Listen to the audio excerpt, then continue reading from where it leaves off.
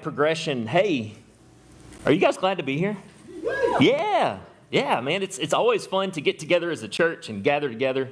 And I love that. It's just Sunday and Wednesday. My group is on Wednesdays. Sundays are, obviously, it's church. We gather together. And those are just my two favorite days of the week. I love it. I love being together with our church. And I hope you guys feel the same.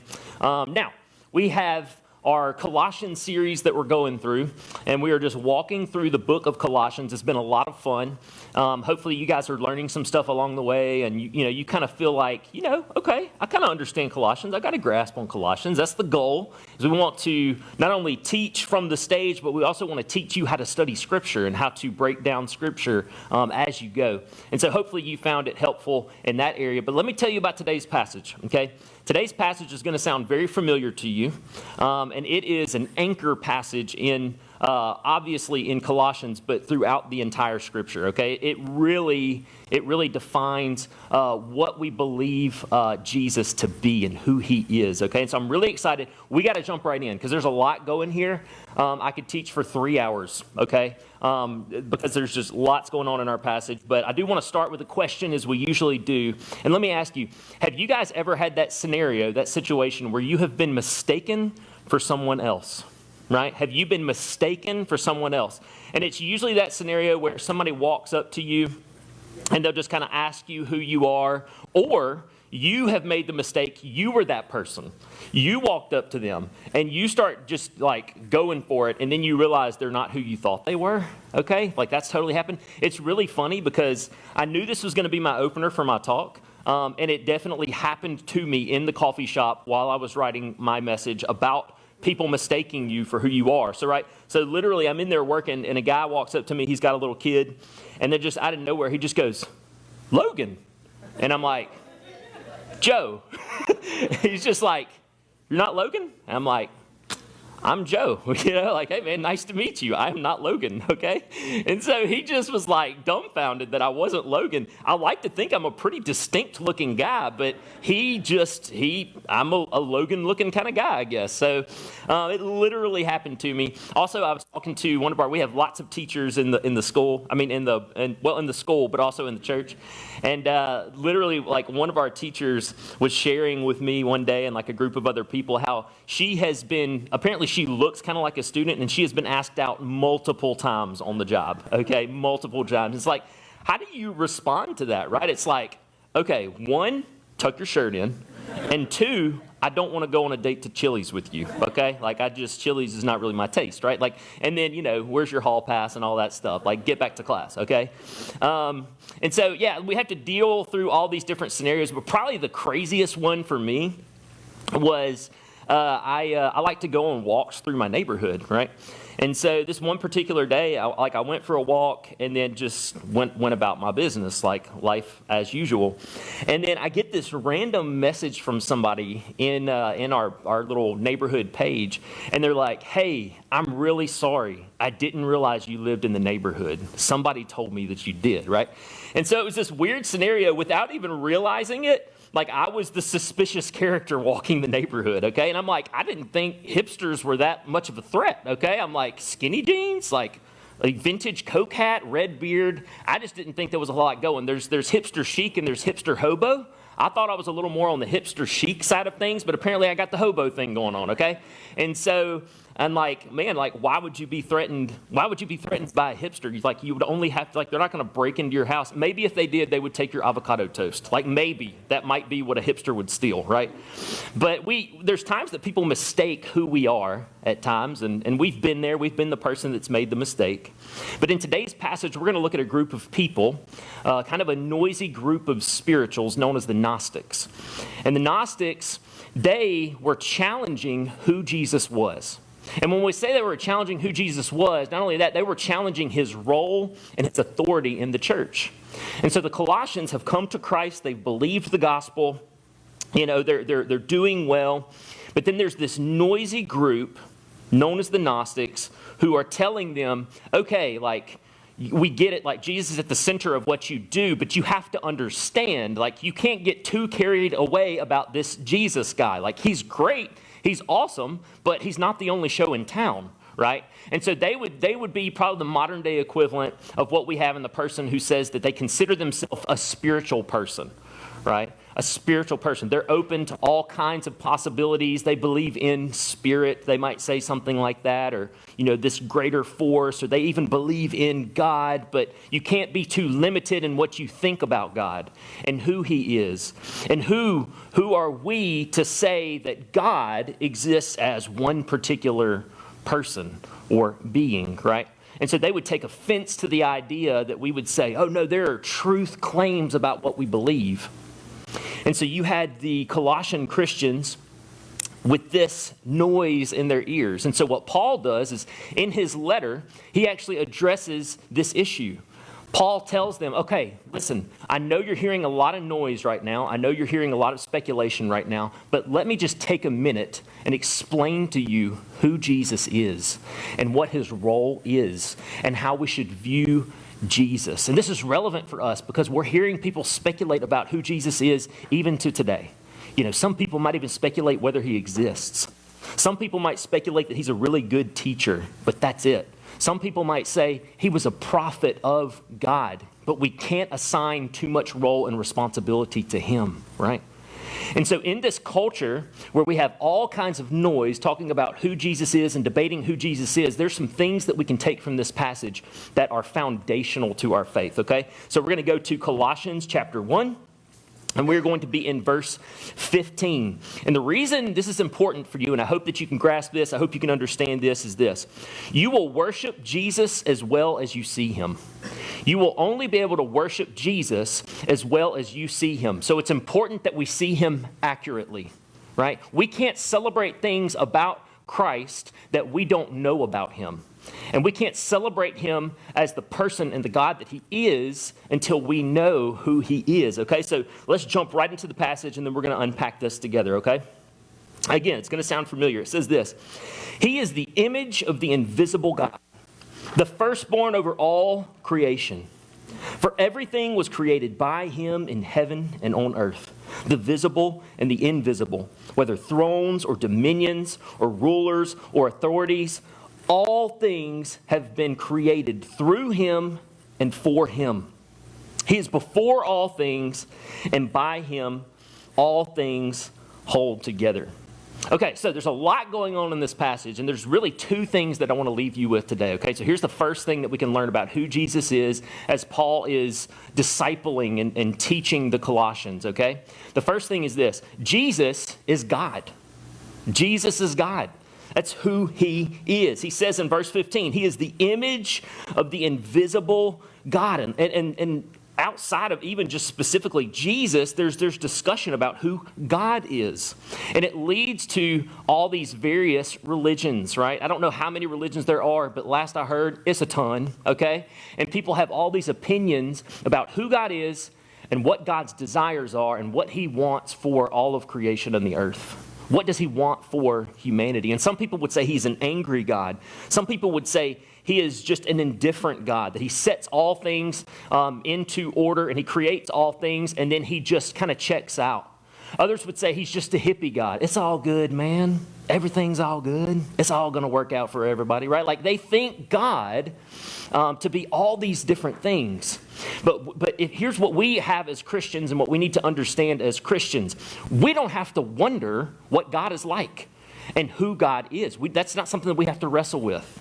There was a really popular, some of y'all know this, there was a really popular song called One of Us in the 90s, okay? And it's this song that speculates about what God would be if he were here and he were one of us, right? Like, would he be this slob? Would he be, this flawed individual? What would God be like? As Christians, we don't have to worry about that. We know the truth. Because what we learn here from verse 15 is that Jesus is the perfect image of who God is. And not only that, he is God. So Jesus is not only the perfect representation of God, he is God. All right? And it kind of leaves your head spinning, but this is how big our God is. This is who he is. And so we don't have to wonder about this. We know it. If you want to know what God is like, and you want to know what God thinks about things, and you want to know who God is, look to Jesus. It's been expressed to us in the person of Jesus. And so as Christians, and what Paul was telling the Colossians is, if you want to know, look to Christ. He is God. This is how John would say it in his gospel. He says, in the beginning was the Word. Okay, so the Word is Jesus. That's who he's talking about. In the beginning was the Word. And the Word was with God, a distinct person. And the Word was God, this one being, this God that exists. So it is this one God that exists in the form of three persons in the Trinity, right? So we know that Jesus was with God at creation. That's incredible truth. And that leads us to our next truth that we have to learn today is Jesus is creator. So not only is he God, but he's creator.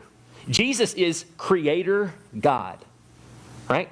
And so here's another way. Well, let me start with something else before we go there. So Paul uses this word, this interesting word called prototokos, and it's going to teach us some things about Jesus and really the authority that he holds and that he has, okay? So check out what the rest of verse 15 says, him being creator. It says he's the image of the invisible God, right? The exact representation of him. But then he's also the firstborn over all creation. Now, when you read this, it's a little confusing, right? Because you're like, wait a minute. You're telling me, Joe, that he was with God, but he also was a firstborn. Like, how does that work? It kind of sounds like it's this idea of Jesus kind of coming into existence. And, like a lot of us as Christians, we know, oh, well, Jesus wasn't created. I don't think he was created. But when I look at this language, it's like, well, he was the firstborn. Firstborn kind of means a firstborn, right? Like, what am I supposed to do with this? Well, in the original language, there is a Greek word, and it's prototokos. So do me a favor, look to your neighbor and tell them prototokos. Go ahead. You're speaking Koine Greek right now. In the original language, it's prototokos. And prototokos does not necessarily mean, it can be translated as firstborn, but the more accurate translation would be the preeminent one. He is the preeminent one.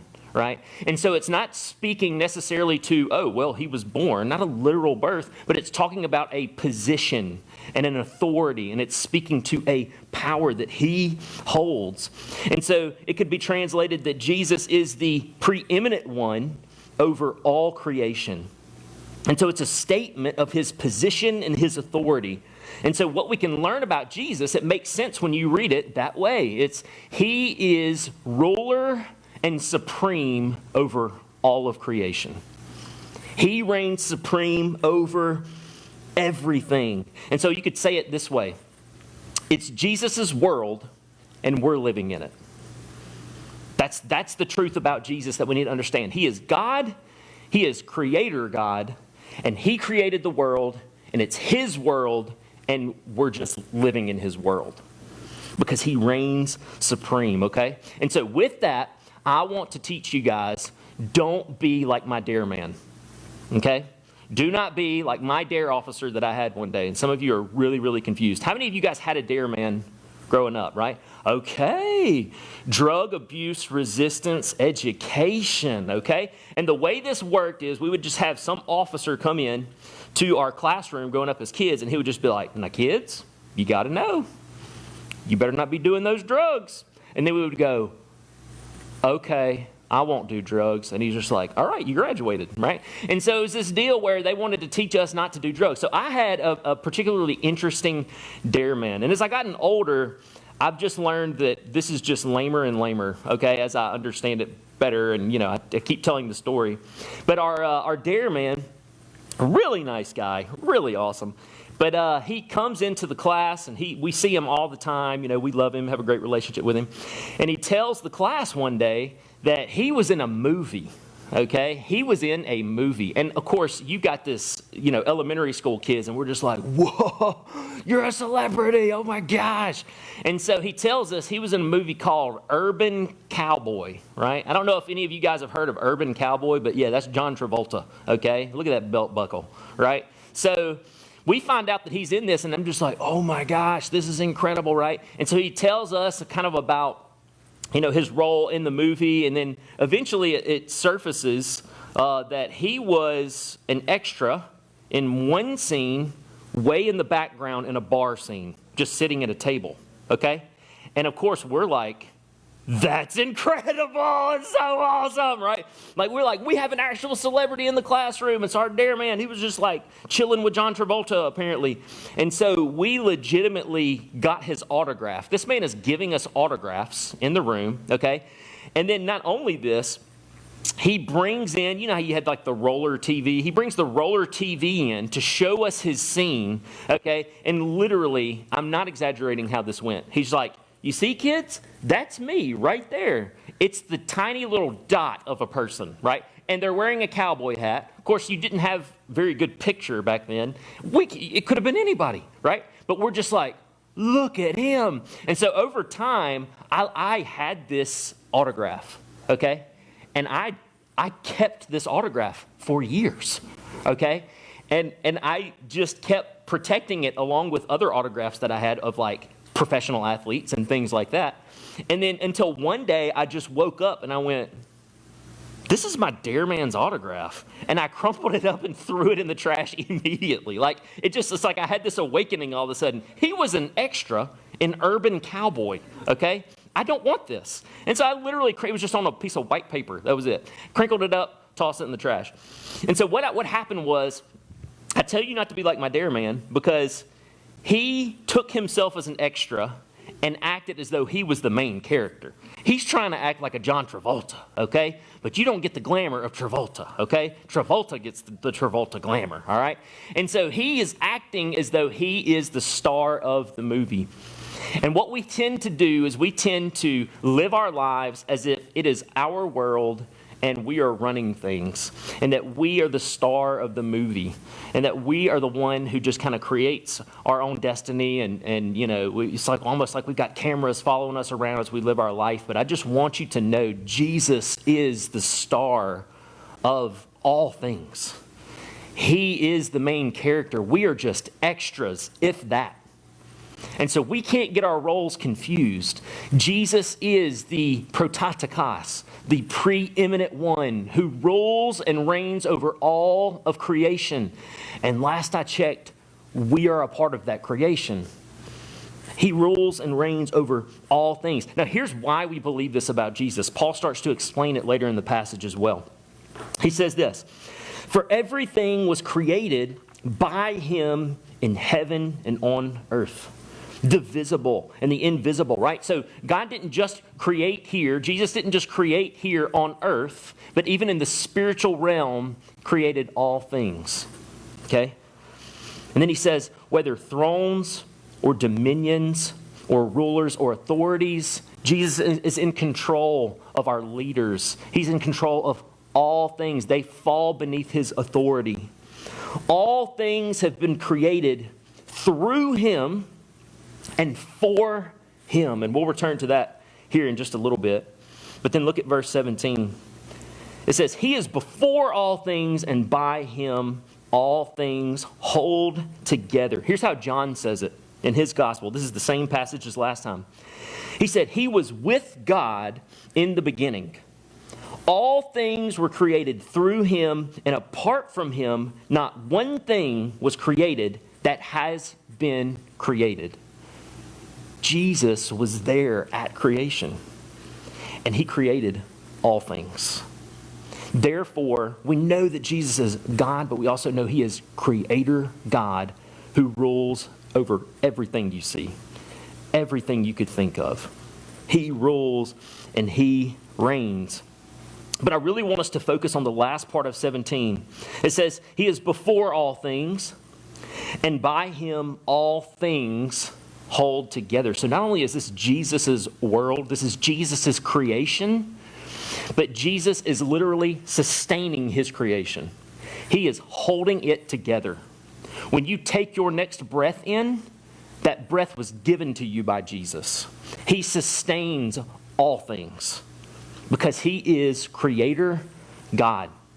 And so if you want to kind of get a visual and understanding of what this looks like and what this means, is think about a wheel on a bike. Think about a wheel on a bike. The parts of a bike, at the very center you have the hub. And what comes off of those hubs are the different spokes of the bike. Jesus is the hub, And all of creation, the different parts of creation, come off of him.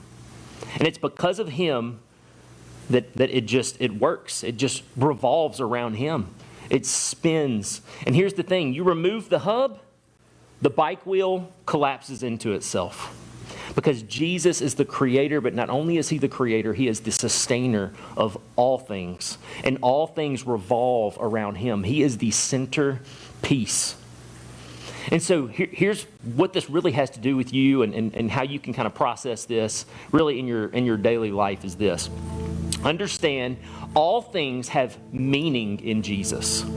If you want meaning and purpose and all of these things you could ever possibly want out of life, it is found in the hub, in the centerpiece, in the star of the movie. We are just extras at best. That he allows us to play a role in this grand narrative that he has created, but he is at the centerpiece. And so Paul would teach this to the Colossians so that the Colossians would know Jesus is at the center. Don't ever let anybody undermine his role and his authority because he is God and he is creator, God. And so here's what I want you to do. I want you, as you go about your life, as you live your life and day in and day out, after you leave here, as you go to lunch, as you take your Sunday nap, whatever it is that you're doing, here's what I want to encourage you to do for 7 days this week, just this week. I want you to acknowledge Jesus for who he is. That's the first thing. That we say, okay, Jesus, I can only worship you as well as I see you. I can only worship you as you are. And so I need to see you accurately. And so Jesus, in this moment, I'm acknowledging who you are. I'm acknowledging your rule, your reign, your authority over me and over all of creation. And so we acknowledge Jesus for who he is. That's something that we can do daily. Just tell him.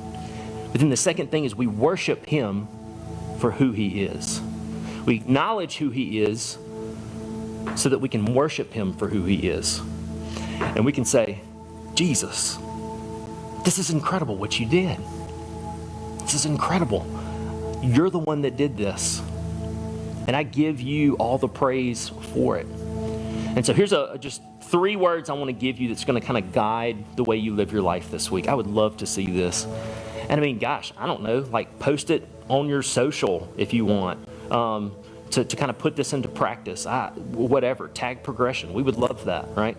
Here's what I want you to do. Here's 3 words to kind of guide this process for you. Enjoy, acknowledge, worship. Enjoy, acknowledge, worship. As you go throughout your week and you come across some of these small joys in life, maybe it's a moment. Maybe it is creation itself, right? If you eat good food, drink good drink, enjoy it, acknowledge who it came from, and worship him for it, right? As you enjoy your kids this week, and sometimes as parents, we like to just sit and just stare at our kids and just like, how are you here? I mean, I know how you're here, but you're here. This is incredible, right? Enjoy, acknowledge, worship. Man, I enjoy my kids. Jesus, you have done this for me. You have created this unique relationship I have with them. And I worship you for that. I thank you for that. Do you enjoy a good cup of coffee or tea in the morning? Man, gosh, I love this. I love this brand of tea. Enjoy. Man, Jesus, everything revolves around you. Everything good finds meaning and purpose in you. I acknowledge that. And Jesus, I worship you for that. And as we begin to understand more and more of who Jesus is and all the things that we have and all the things that we enjoy, we get to look back to the one who is preeminent over all things. And we say, that was you. I'm enjoying this. Thank you for this beautiful gift. It's why we always tell you guys from the stage, everything that's been given to us has been entrusted to us by God. And that's why we give him the praise. We give back everything that we can to him. And so as I wrap up, I just want to invite you, as we usually do, let's just be still. Let's close our eyes. Let's bow our heads. And just kind of sit in this truth for a moment.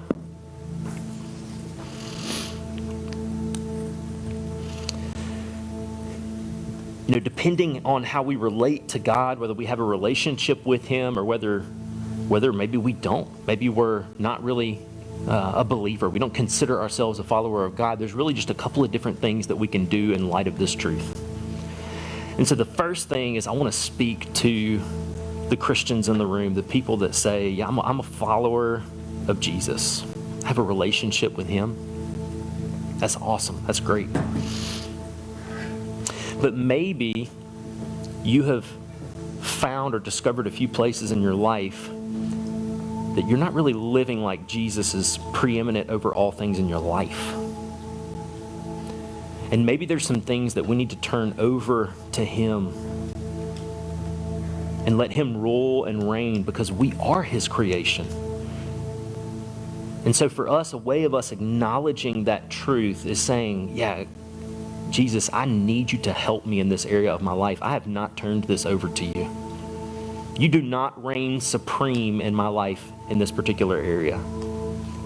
And so whatever that may be, I want to encourage you right where you are, just spend some time talking to the Lord about that. Expressing to Him, confessing to Him, this is an area that I'm falling short, and I just confess that to you.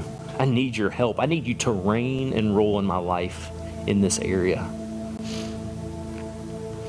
But then there's also us in the room who maybe we don't have a relationship with Him.